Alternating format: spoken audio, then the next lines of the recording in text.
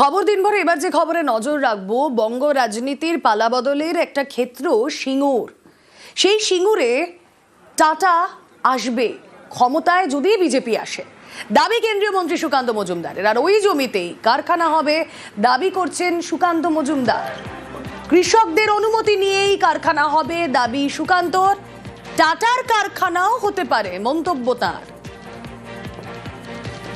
আমাদের বিস্তীর্ণ শিল্পাঞ্চল যেটা হাওড়া অবধি ছিল, পরবর্তী সময় হুগলি বা ওদিকটাই সম্প্রসারণ করার চেষ্টা হয়েছে, সেটা বিরাট ধাক্কা খায় হচ্ছে এই টাটার চলে যাওয়া।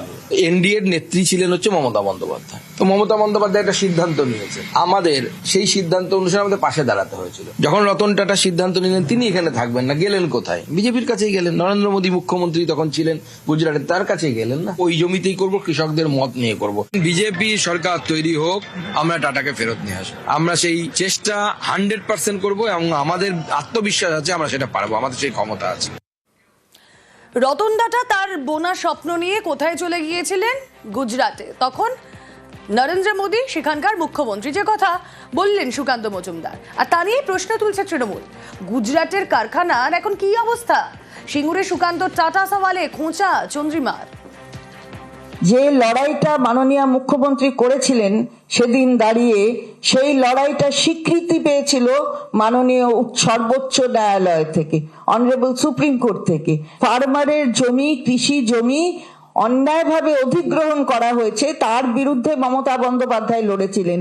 তাপসী যেদিনকে জ্বলছিল ওখানে, সেদিনকে সুকান্তদের আমরা দেখিনি, সুকান্ত মজুমদারদের। টাটা শিল্প কোথায় যেন গেছিল এখান থেকে, পরে সেখানে হলো না কেন? মাননীয় প্রধানমন্ত্রী আসলে এখানে শিল্প হয়ে যাবে, এখানে শিল্প হচ্ছে। কোথায় কি হবে, তারপরে কি হবে সেটা নিয়ে কোনো লাভ নেই, ওটা হবেও না, কোনোদিনই হবে না। স্বপ্ন দেখা ভালো, দুঃস্বপ্ন দেখা ভালো না। কৃষকদের বাড়িতে সুকান্ত, যে ছবি আপনাদেরকে দেখাচ্ছি, আমন্ত্রণ পত্র নিয়ে সুকান্ত কৃষকদের বাড়িতে। কারণ আপনারা জানেন রবিবার সেখানে আসছেন, সিঙ্গুরে আসছেন প্রধানমন্ত্রী নরেন্দ্র মোদী। কথা বলবো, প্রতিনিধি সান্নিক রয়েছেন সঙ্গে। সান্নিক, আবারও চর্চার শিরোনামে সিঙ্গুর। 17.5 বছর পর সিঙ্গুরের জমিতে ন্যানো কারখানা ফেরানোর দাবি করছে বিজেপি। যদি ক্ষমতায় আসে তাহলে ফিরবে। আর সেখানেই প্রধানমন্ত্রী নরেন্দ্র মোদীর সভা। একেবারে, কেননা 2026-এর বিধানসভা নির্বাচনের আগে সেই সিঙ্গুরিতে এবার আবারও চর্চার কেন্দ্রে, তা একেবারে স্পষ্ট। যেভাবে রাজনৈতিকভাবে সিঙ্গুরের তাৎপর্য 2011 সালের আগে প্রত্যেকটা বাংলার মানুষ জানেন, সেই জায়গায় দাঁড়িয়ে সিঙ্গুরকে একেবারে সেই মর্যাদা দিয়ে এবার আবার প্রধানমন্ত্রী সভা কিন্তু আলাদাভাবে এর রাজনৈতিক তাৎপর্য কিন্তু ব্যাখ্যা করছে। প্রধানমন্ত্রী রোববারে সভা রয়েছে, তার আগে আজকে সুকান্ত মজুমদারের এখানে আসা, প্রস্তুতি খতিয়ে দেখা এবং সিঙ্গুরে দাঁড়িয়ে তার দাবি যে এই মাটিতে ফের টাটা আসবে যদি 2026 সালে বিজেপি ক্ষমতায় আসে। অর্থাৎ সেই সিঙ্গুরকেই কোথাও একবার হাতিয়ার করে সেই শিল্প বনাম কৃষির যে লড়াইকে সামনে রেখে একসময় মমতা বন্দ্যোপাধ্যায় পরিবর্তন এনেছিলেন, সেই পরিবর্তন আনার ক্ষেত্রে কিন্তু সেই সিঙ্গুরের মাটির ওপরই ফের একবার ভরসা করতে চাইছে বিজেপি।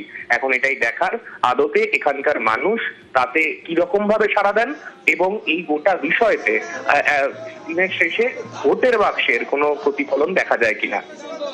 বেশ, সিঙ্গুরে নরেন্দ্র মোদীর সভা যথেষ্ট তাৎপর্যপূর্ণ।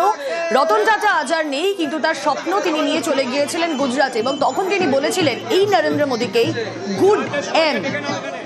দেখা যাক অবশ্যই নরেন্দ্র মোদীর এই সভা রাজনৈতিকভাবে বিধানসভা নির্বাচনের আগে কতটা তাৎপর্যপূর্ণ হয়। লোক দেখানো লিফলেট বিলি বলে খোঁচা দিতে ছাড়ছেন না পার্থভূম।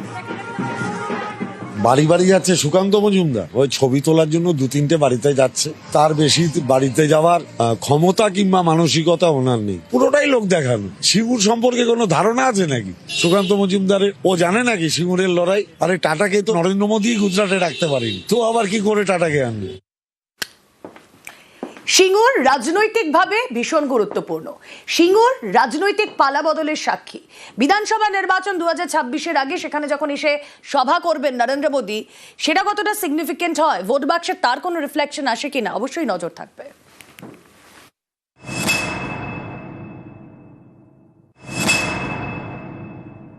बीजेपी सरकार आने के बाद कुछ ही वर्षों में पश्चिम बंगाल देश के टॉप इंडस्ट्रियल राज्यों में से एक बन सकता है, ये मेरा दृढ़ विश्वास है।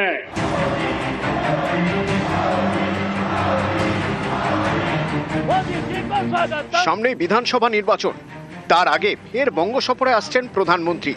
এবার তিনি সভা করবেন হুগলির সিঙ্গুরে। গত কয়েকটি ভোটে একাধিকবার হুগলিতে সভা করেছেন নরেন্দ্র মোদী, কখনো শ্রীরামপুরে, কখনো আরামবাগে। এই প্রথম সিঙ্গুরে সভা করবেন নরেন্দ্র মোদী।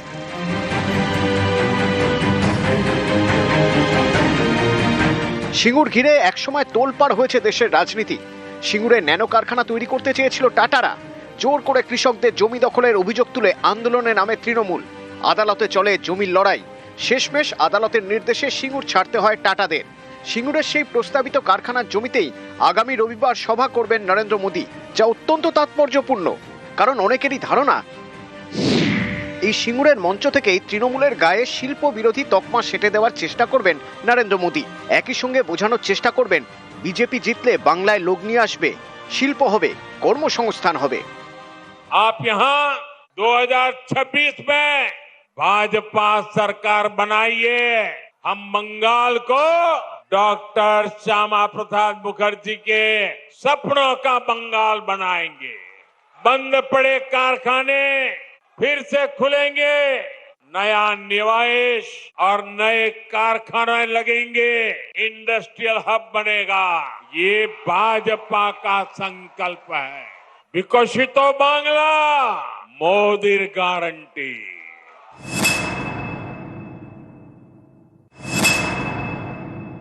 তৃণমূল কখনোই শিল্পের বিরোধিতা করেনি। গায়ের জোরে অনিচ্ছুক কৃষকের উর্বরা 3 ফসলি জমি কেড়ে নেওয়ার বিরুদ্ধে আন্দোলনটা ছিল।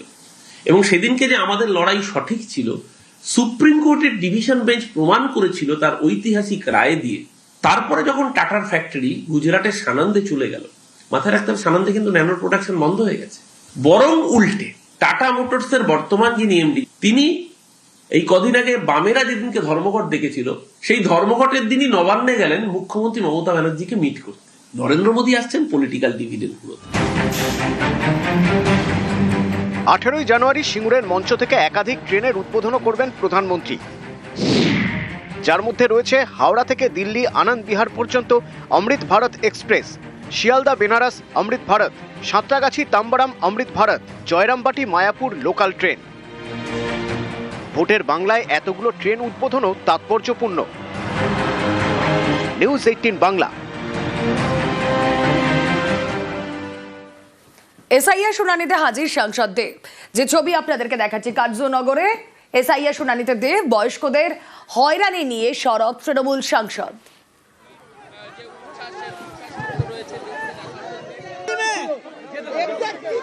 রেসপন্সিবল সিটিজেন হিসেবে যেটা ল অফ দ্য ল্যান্ড যেটা হওয়ার কথা আমি সেটা ফলো করলাম, এবং যা যা নথি দরকার নিজেকে প্রমাণ করার জন্য কি আমি এই শহরের নাগরিক, এই রাজ্যের নাগরিক, সেটা আমি করলাম। ফর্ম যেইভাবে এসছে আমরা ফিল আপ করেছি, তারা তাদের মনে হয়েছে। আমি কাউকে দোষারোপ করছি না, শুরু করেছি 11 থেকে। তার মানে কি আমার 3টে ভোট কি নালিড হয়ে গেল? নির্বাচন কমিশন এবং রাজনীতি চলতে থাকবে। আমার কষ্ট হচ্ছে ওই সিনিয়র সিটিজেনদেরকে নিয়ে, যারা হয়তো লাইনে বেশিক্ষণ দাঁড়াতে পারে না, তাদেরকে একটু আমার মনে হয় প্রায়োরিটি দেওয়া উচিত। এসআইআর যদি শুরু করারই কথা ছিল, তাহলে 1 বছর আগে থেকে শুরু হলো না কেন? এটা আমার প্রথম প্রশ্ন নাগরিক হিসাবে। এত কম টাইম, শর্ট নোটিসের মধ্যে